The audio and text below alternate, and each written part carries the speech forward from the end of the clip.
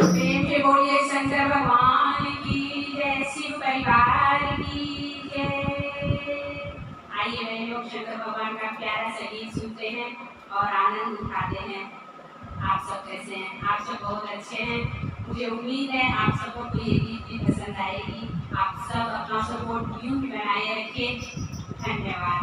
गीत अच्छा लगे तो कमेंट बॉक्स में लिखकर अवश्य बताइए। आप सबों का बहुत बहुत धन्यवाद। आइए सुनते हैं। भोले बाबा पूछे चिड़ैया से, चिड़ैया से कहाँ गई गौरा मैया से। भोले बाबा पूछे चिड़ैया से, चिड़ैया से कहाँ गई गौरा मैया से, कहाँ गई गौरा मैया से।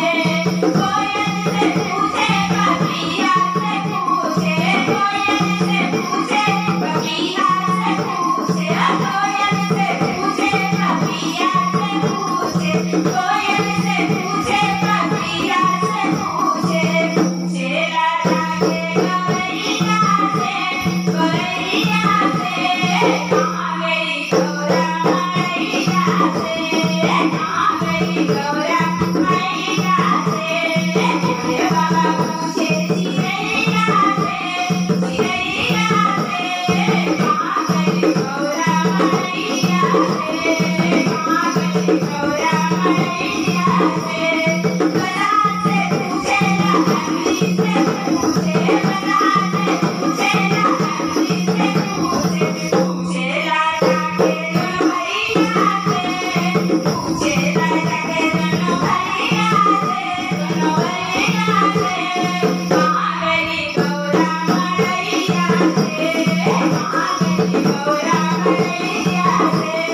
भोले बाबा पूछे चिड़ैया से, चिड़ैया से कहाँ गई गौरा मैया से, कहाँ गई गौरा मैया से, कहाँ गई गौरा मैया से।